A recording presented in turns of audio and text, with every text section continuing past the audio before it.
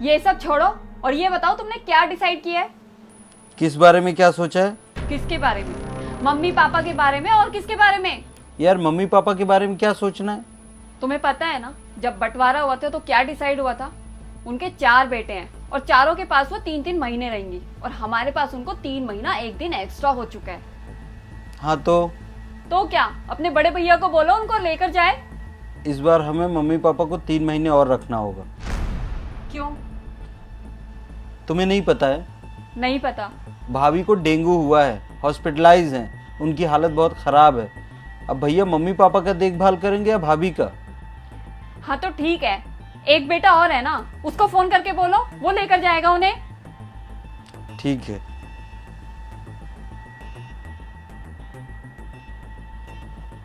Hello नवीन। जी भैया। ये बोल रहा था मम्मी पापा को तुम अपने पास रख लोगे क्या? अरे नहीं भैया, हम तो फैमिली के साथ ट्रिप पे आए हुए हैं। ठीक है। क्या बोला उसने? वो अपनी फैमिली के साथ ट्रिप पे गया है।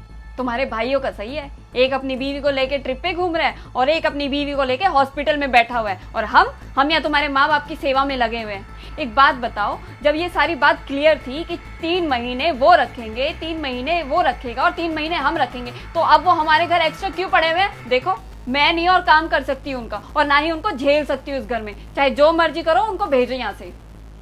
देखो मुझे ऑफिस के लिए लेट हो रहा है, शाम को आके बात कर लूँ तुमसे? बात मत करो, उनको ले जाके ना कहीं भी फेंक कर आओ। डिसाइड किया?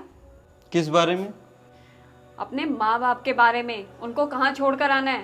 पापा इसी घर में रहेंगे, कहीं नहीं जाएंगे। अरे तुम्हारा दिमाग विमाग खराब हो गया क्या? तुम्हें बोल चुकी हो ना, वो इस घर में नहीं रह सकते अब। मेरा दिमाग अब जाके सही हो गया है। मेरे माँ बाप क्या कटी हुई पतंग है, कभी इस छत पे तो कभी उस छत पे। तुम औरत हो ना, तुम्हें तो कम से कम उन बूढ़े बूढ़ियों का दर्द समझ में आना चाहिए। जैसे ही 3 महीने बीतता है, जब भी वो इस घर के डेवड़ी से आगे जाते हैं, आंख में आंसू होता है और क्या बोलते हैं कि बेटा खड़े हो जा सामने, शायद अगले महीने तक इस दुनिया में ना रहूं, आखिरी बार तुझे देख लूं। अरे हम चारों भाई कितने निकम्मे और नाकारे हैं। हमारे माँ बाप ने हम चारों भाइयों को अच्छे से पाला, अच्छी तालीम दी, तब जाके हम चारों भाई इतने काबिल हो पाए। लेकिन जैसे हमारे माँ बाप बूढ़े हो गए, हम चारों भाइयों के लिए बोझ हो गए। हम उनको बाहट के घर पे रखने लगे, प्यार से तो रखे ही नहीं। तुमने कभी सोचा है, जब माँ बाप आपस में बैठते होंगे, बातें करते होंगे, तो माँ अपने ही कोख को कोसती होगी कि कैसी औलाद पैदा कर दिया। इससे बेहतर थी कि औलाद कोख में मर जाती तो ज़्यादा अच्छा रहता।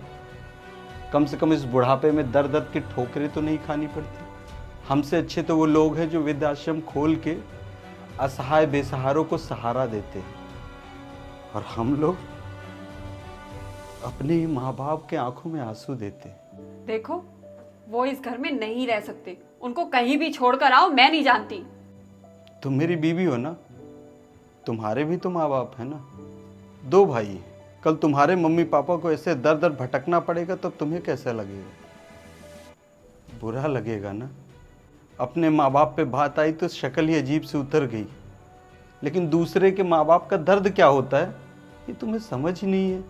माँ बाप चाहे अमीर के हो चाहे गरीब के, लेकिन माँ बाप तो माँ बाप ही होते हैं ना। देखो, तुम्हें मेरे माँ बाप से परेशानी है, मुझे पता है। तुम्हें इस घर में रहना है तो भी ठीक है, नहीं भी रहना है तो भी ठीक है, लेकिन मेरे मम्मी पापा तो अब इसी घर में रहेंगे जब तक जिंदा रहेंगे। नाकारा हूँ लेकिन निकम्मा नहीं हूँ। जब तक वो जिंदा रहेंगे ना, तब तक उनको चाहे 2 टाइम ही खिलाऊंगा, लेकिन खिलाऊंगा। और आइंदा से मेरे माँ बाप के बारे में कभी बात मत करना अगर इस घर में रहना है तो।